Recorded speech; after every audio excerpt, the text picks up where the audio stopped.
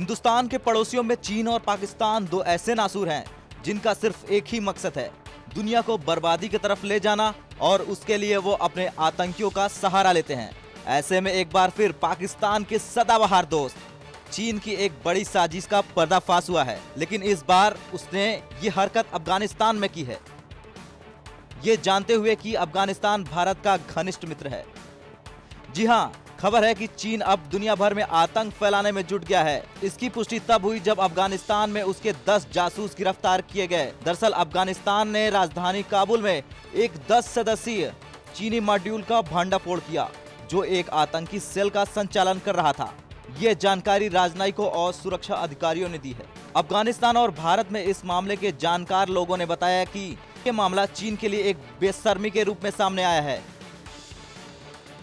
हालांकि जब चीन की ये चोरी पकड़ी गई तो वो इस मामले को छिपाने के लिए अशरफ गनी सरकार को मनाने में जुट गए। अफगानिस्तान ने 10 चीनी नागरिकों को पकड़ा है जो काबुल में आतंकी सेल चला रहे थे, और तो और वो अफगानिस्तान में जासूसी भी कर रहे थे। अफगानिस्तान के राष्ट्रीय सुरक्षा निदेशालय ने इन पकड़े गए जासूसों को चीन की जासूसी एजेंसी राज्य सुरक्षा मंत्रालय से जुड़ा बताया है। ऐसा पहली बार हो रहा है कि जब चीनी नागरिक अफगानिस्तान में जासूसी करते हुए पकड़े गए। दूसरी जरूरी बात यह है, ये जासूस तब सक्रिय हुए जब अमेरिका ने अपने सैनिकों को वहां से वापस बुला लिया।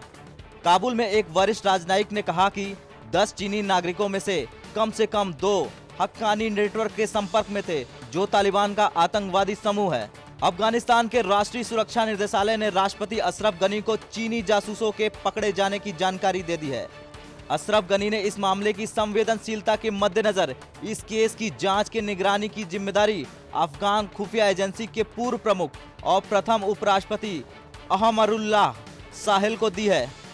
जिसके बाद क्या था, साहिल ने चीनी राजदूत वांग यू के साथ काबुल में बैठक कर इस बात पर आपत्ति जाहिर की। अफगानिस्तान ने साफ कहा कि चीन के उस माफीनामे में अंतर्राष्ट्रीय मानदंडों के उल्लंघन और काबुल के विश्वास के साथ विश्वासघात का स्पष्ट जिक्र हो। अगर चीनी सरकार ऐसा करने से मना करती है तो उम्मीद की जा रही है कि इस मामले में अफगान सरकार आपराधिक कार्रवाई के साथ आगे बढ़ेगी। तो वहीं काबुल में एक काउंटर टेरर अधिकारी की माने तो जिन 10 चीनी जासूसों को हिरासत में लिया गया है, उनमें से एक जुलाई अगस्त से ही चीनी इंटेलिजेंस के साथ काम कर रहा है।